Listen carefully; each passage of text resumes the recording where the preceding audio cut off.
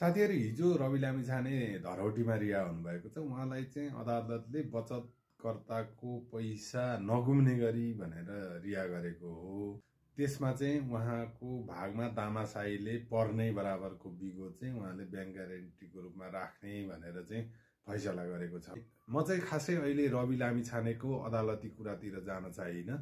अहिले रवि लामिछाने निर्दोष भइसकेका पनि छैनन् र दोषी करार भइसकेका पनि छैनन्। अहिले चाहिँ मुद्दा विचाराधीन अवस्थामै रहेको छ। मैले चाहिँ अलिकति राजनीतिक कुरामा रवि लामिछानेलाई जोडेर कुरा गर्न गइरहेको छु।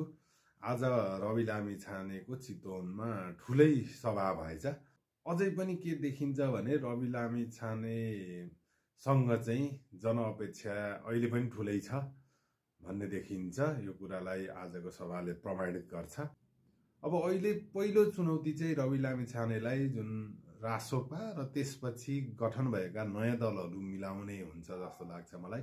ती नयाँ दलहरू मिलाउन सक्यो भने एउटा खालको चुनावी माहौल बन्छ र त्यो माहौल चाहिँ एकत्रित हुन्छ। तर त्यो मिलाउन सकेन भने चाहिँ त्यो माहौल बन्दैन। जस्तो त्यो चाहिँ डिभाइड हुन्छ। त्यो जनमत डिभाइड भइसकेपछि जुन खालको परिवर्तन चाहने भनिएको पक्षको मत चाहिँ एकै ठाउँमा नगएपछि त्यो शक्ति र त्यो स्वर चाहिँ सानो हुन्छ।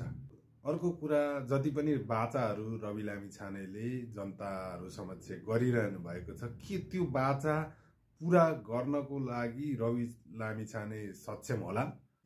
के रवि लामिछानेसँग त्यो खालको राजनीतिक, कूटनीतिक र अरू के चाहिने हो त्यो खालको पावर होला वा रहला? त्यो कुरा चाहिँ महत्त्वपूर्ण विषय हो। उहाँले म छँदैछु नि भन्नुभएको छ। के एक्लो मान्छे रवि लामिछानेले मात्रै तपाईको आकाश हुटिट्याउले थामेको जसरी नेपालको भूराजनैतिक, राजनैतिक, विकास, अर्थशास्त्र, समाजशास्त्र जस्ता कुराहरूलाई थाम्न सक्ला? अब भोलिको दिनमा चाहिँ के रवि लामिछाने एक्लैले यो परिस्थिति हाँकेर लान सक्लान्?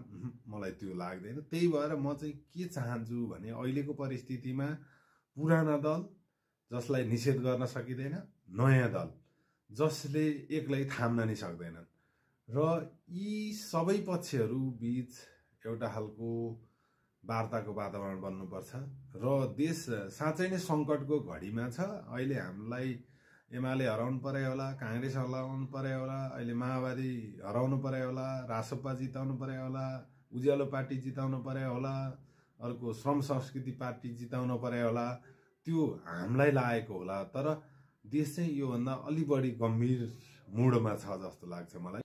यो अवस्थामा नयाँ पुराना सबै दल एकै ठाउँमा बसेर समस्याको राजनीतिक समाधान खोज्न लाग्नुपर्छ जस्तो लाग्छ मलाई। अहिलेको जस्तरी निषेधको राजनीति अब लामो समय गरिनु हुँदैन। जे भयो भइसक्यो।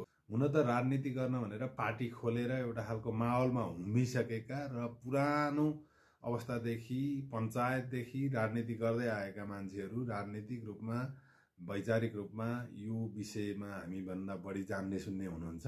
उहाँहरूले पक्कै पनि निकास निकाल्नतिर लाग्नुहुन्छ भन्ने लाग्छ मलाई। हस्, नमस्कार।